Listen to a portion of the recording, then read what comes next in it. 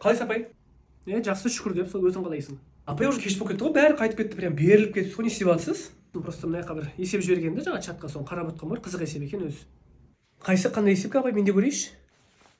Сонда центрлердің әрқашықтан табу керек екен ғой, Пока апай ойлап жауабын таппай отқан кезде интернеттен тауып алып апай таңғалдырмайын ба, Апай сіз прям қиын жолмен шығарып жатыр, мынандай дайын формула бар екен ғой, қарасаңызшы.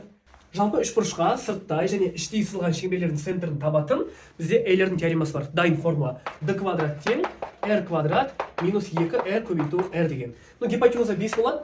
Сырттай сызылған шеңбердің радиусы гипотенузаның жартысына тең болады. 5 бөлінген 2. Ал тікбұрышқа іштейдікі кішкентай r 2 катетті қосып гипотенузаны азайтып 2-ге бөлеміз. Бұл тек қана тікбұрышты үшбұрыштың ішіндегі формула, 2 катетті қоссам 7, азайту 5, 2-ге бөліп 1 шығады. Сонда мына формулаға қояйық. Мынаның квадраты 25 бөлу 4, азайту 2 көбейту 5 бөлу 2 көбейту 1. Сонда d квадрат тең қанша болады мынау? 5 бөлінген 4 болады. Сонда ара қашықтық түбірасты 5 бөлінген 2 шығады. Міне апай дайын формуламен сразу шығарсауға болады, сіз сияқты қиындатып отырмаймын вообще. Мына формула жақсы екен шынымен де мына есепке, бірақ бар, мына жастар қазір сендердің білімдерін жаттанды. Мына математика, физика, геометрия деген пәндер, оны жаттау мүмкін емес, ол миллион формула бар. Геометрияң болсын, физика болсын, кете береді көп формула. Қайсы бірін жаттайсың сен оның? Адам кішкене бірінен кейін бірін қорытып, логически ойлап, аналитикалық шығарылу жолын іздеу керек қой. Жаңалық ашым деп тұрсың ба, мен де шығамын, көрсетем, қоя тұр сен. Бері қара, мен саған көрсетем, ана интернетің болмаса, ана қолындағы справочнигің болмаса, ана формуланы білмесең қалай шығарасың мына есепті? Қара, үйрен. Гипотенузаң 5, сырттай сызылған радиусың тура сенікіндей 5 бөлу 2. Іштейдікін бағана табуды көрсеттім, бірге тең болды, Енді қара, мен ерге радиус жүргізем, радиус пен жанама әрдайым перпендикуляр. Мынаны қосам, маған бар болған қазір отыны тапсам болды, Іштей сызылған радиус 1 болса, мен ерге квадратик сызсаң, шаршы, бұның бүкіл жері 1 болады, қара.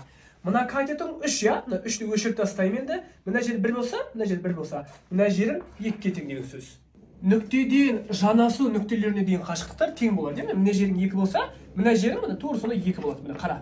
Енді мына жерің 2,5 емес па? Бағана таптық қой, мына гипотенузаң 2,5-2,5 бөлінеді. Мына жер 2,5, мына жер 2, мына жерің значит 2-ден 1 болады, 0,5. Ал мына жерің сол радиус бағанағы, мына іштей сызылған шеңбердің радиусы ғой. Бар болған Пифагор болды, 1-дің квадраты 1, 2-ден 1-дің квадраты 4-тен 1 тең болады x квадратқа. Дұрыс, сенің жауабың түбірасы 5 бөлінген 2 шығып тұр. Міне. Сен компьютер емессің ғой, бүкіл формуланы жаттай беретіндей. Ал берейін ана Жанасбаева деген кітапты. Соның ішіндегі бүкіл формуланы білесің ба сен? Жоқ. Адам деген базовый формулаларды біліп, соларды қолданып, бірден кейін логикалық жүйемен ойлап шығару керек қой, есеп бір өле құр жаттай бермей.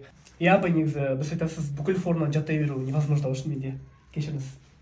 Ойнайын деген екенсіңдер сендер, мына бізбен СССР-дың біліміне жететін білім жоқ. Біз ана мықты